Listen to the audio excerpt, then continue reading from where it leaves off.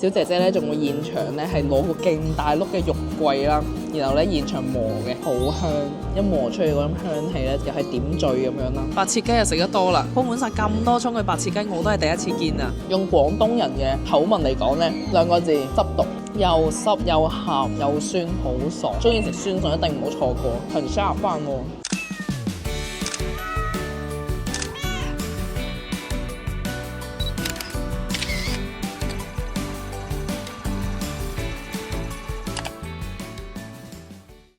Hello， 大家好，我係曾小妹。一講起廣西菜咧，唔知大家會諗到啲咩啦？除咗呢個柳州嘅螺螄粉最出名之外咧，大家可能仲會諗到咧呢一個南寧啊。南寧咧佢有老友粉啦，有啲桂林米粉啦，都係非常之出名嘅。咁今日咧就同大家咧嚟到深圳咧去食一間咧人氣上榜嘅餐廳啊，就叫做呢個咧百貴廣西菜啦。咁主打咧就係食一個廣西嘅地道嘅家常菜啦，有少少農家菜嘅 feel 嘅。咁佢嘅位置咧就係呢一個寶安呢一邊啊，寶安呢一個一方城嘅商場咧都係非常之好行嘅喎，入面咧有好多商鋪啦，同埋咧正咧喺呢個餐廳隔離咧就係電影院啦。如果大家咧係北上嚟深圳玩啊，又唔想人逼人嘅話咧，可以試下咧嚟到寶安區呢一邊啊，比較清靜啲。咁個行程咧就可以安排咧中午 lunch time 咧嚟翻個廣西菜啦，然後再去隔離咧睇翻個電影啦。睇完戲之後咧行下街，唔單止前海啊，寶安咧佢都新開咗一間山姆會員店喎，夜晚咧亦都可以咧帶啲手信翻香港啦。喺呢個一方城入面咧，亦都有好多呢個退稅 counter 啦。如果買手機啊，或者係買啲電子產品啊，都可以咧即場辦理呢個退稅啦。然後咧今日咧翻香港嘅時候咧，就可以咧去翻 counter 嗰度退稅啊。我退個稅咧，話俾大家知咧，退稅咧記得係夜晚嘅10點前啦。有啲關口咧就係9點前啦，留意翻個時間，唔好太夜就得㗎啦。咁啊，首先教下大家咧點樣嚟呢間鋪頭嘅路線先。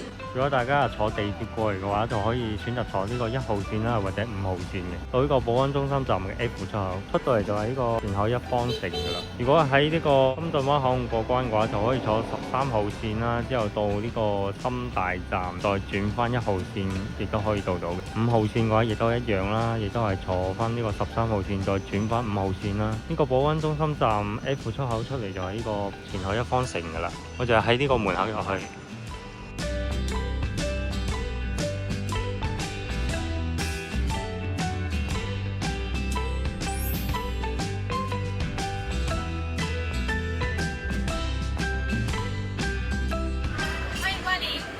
兩位的。2位你們一起才選定。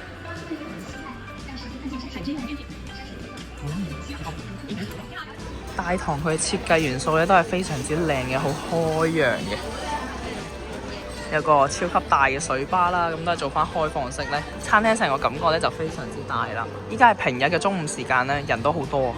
哇！佢呢度咧仲有啲獨立嘅小隔間咁樣嘅喎，呢度可以坐到咧6個人啊，同埋有張圓台啦，私密性會高啲嘅。佢嘅風格咧都係非常之超嘅，有少少嗰啲度假嘅感覺，用啲竹藤咧去做一個屏風咁樣嘅。大家如果一家人過嚟嘅話咧，可以訂翻啦。鋪頭呢度咧非常之誠實啊，就話咧佢除咗呢2個係預製菜之外咧，其他全部都係現場現做嘅。呢度亦都有呢一個相片啦，見到師傅咧係好有鑊氣咁樣炒餸嘅，都幾得意喎呢個。即係講到明，大家就唔會有異議啦。因為扣肉呢啲咧，佢肯定係要提前做好咧先夠入味嘅。咁仲有呢個蓮藕湯啦，都係提前做嘅。哦，佢仲有原因咧，就係佢係買呢一個老字號嘅，咁啊做得咧會比我哋好食嘅。呢個蓮藕湯嘅原因咧，就因為咧季節性啊，所以咧要提前預製定咧會比較好啲嘅。佢呢度咧仲有啲咧泡椒罐咧，可以俾大家睇到佢醃製嘅呢一個泡椒咧，究竟係煮咩菜嘅？呢個寫住咧係呢個酸醋炒大腸啦，呢個紅辣椒咧就係做呢一個咧桂林啤酒黃魚嘅，有幾道菜啦，仲有呢個生黃皮、酸黃辣椒，仲有鹹檸檬啊。鹹酸嘢都有，呢5罐嘢擺喺度咧都係非常之得意嘅，可以打下卡。呢一個百貴廣西菜咧，佢個風格咧就係以呢個精緻嘅菜品啦、溫馨舒服嘅優雅小清新風格為設計元素啊，尤其咧好適合一啲咧家庭聚會啊，或者係情侶同埋閨蜜過嚟啦。餐廳嘅裝修風格咧就係咧走緊呢一個咧優雅小清新啊，你會見到佢嘅佈局咧係非常之敞亮啦，非常之開闊嘅，成個環境係好大啦，然後咧用翻嗰啲材料咧都係非常之木砌嘅，連佢哋嘅包廂咧都係用啲藤嘅屏風啦，感覺上咧就非常之廣西啦，好有嗰啲咧漁村啊、桂林嘅 feel 啊。如果係中意食螺螄粉嘅各位咧，入到嚟一定會覺得好香啊，因為佢係充滿住呢一個酸筍嘅味道啊。今日咧我哋嗌咗一啲咧比較推薦啲嘅必點招牌菜啦，有呢個百年桂皮一口肉，係以呢一個咧百年桂樹嘅樹皮咧為呢個香料啊。另外咧仲有呢個咧南寧老友劍骨魚啊，呢個咧就非常之有螺螄粉嘅感覺啦。上面咧仲會點綴咗一啲咧紫蘇葉啊。佢哋咧都係用翻呢一個咧廣西獨有嘅呢一個新鮮嘅劍骨魚啦，肉質咧會比較緊實嫩滑嘅。老友味咧就原來係作為呢一個廣西菜嘅靈魂，係一個醬汁嚟嘅。咁呢個劍骨魚咧煎香過之後咧，再加埋呢一個老友醬汁咧，就可以索滿晒每一個魚肉啦，又辣啦又酸啦，係非常有呢個南寧嘅風味嘅。下一個咧就係黎川燒焦白切雞啦，白切雞就食得多啦，鋪滿晒咁多葱嘅白切雞我都係第一次見啊！呢個雞咧係呢一個湛江雞嚟嘅，咁啊大家如果有食過湛江雞嘅話咧，就知道佢口感咧係比較咧韌啲啦，但係好香嘅，雞有雞味嘅。佢仲會加埋呢一個咧秘製嘅燒焦醬啊，咁咧會有少少辣咁樣啦，中和一下油膩嘅。下一道咧就係呢個老友酸筍炒牛肉啦，廣西咧就一定係要食呢一個酸筍啦，再加埋呢一個咧新鮮嘅吊龍牛肉啊，大火咧收汁啦，然後咧就非常之有鑊氣嘅。仲有最後一個就係呢個豬油渣炒梧州菜心啦，豬油炒菜心好簡單，但係非常之香，非常之經典嘅一個家常菜啊。咁咧佢喺大眾點評上面咧亦都有呢一個團購券啦，咁大家可以買翻啲團購券咧會比較抵啲嘅。佢咧 lunch set 咧做緊咧係100零蚊兩個人啊，咁啊非常之抵啦。咁啊仲嗌咗2碗白米飯滿滿嘅超大碗喎，一邊食飯一邊同大家試下啲口味啦。百年桂皮一口肉，小姐姐咧仲會現場咧係攞個勁大碌嘅肉桂啦，然後咧現場磨嘅，好香，一磨出嚟嗰種香氣咧又係點綴咁樣啦。試下先，佢入面咧應該係呢個豬頸肉啊，唔會話好油膩，都唔會好肥，佢冇肥高位，但係佢成個肉咧就係肥瘦相間，入面嘅切面啦、紋理啦都係非常之靚，都食落去好嫩嘅。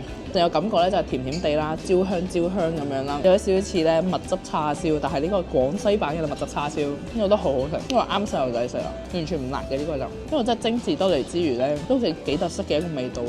南寧老友劍骨魚，好少聽過劍骨魚，原來係呢個廣西有嘅魚嚟嘅，比較出名啲啦。然後佢會有少少似烤魚咁樣咧煎過個表面啦，然後咧再索埋啲汁咧張住咁樣。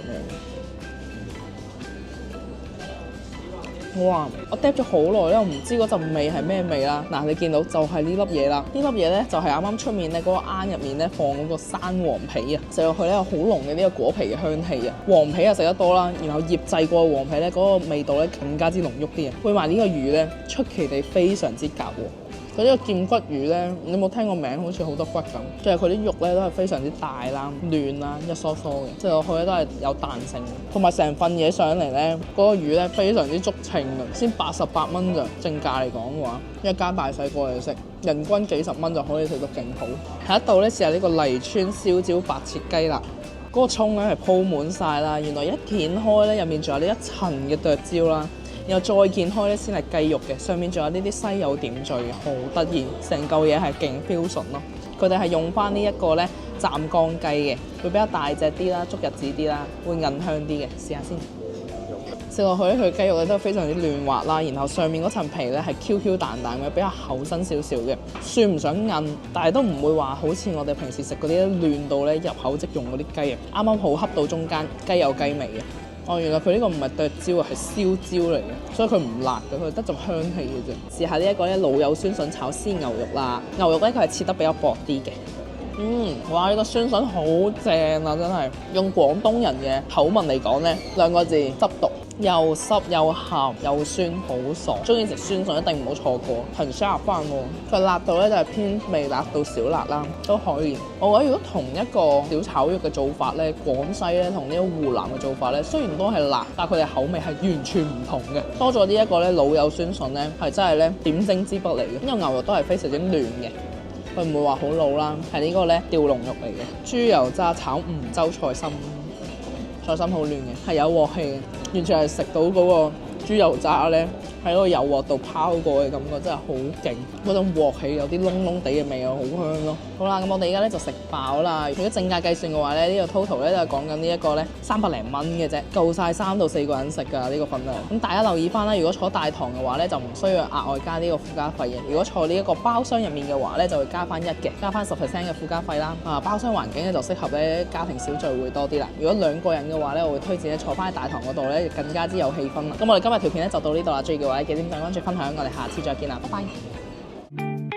無情的暴雨被多情的他，烏雲在頭頂會不停地下。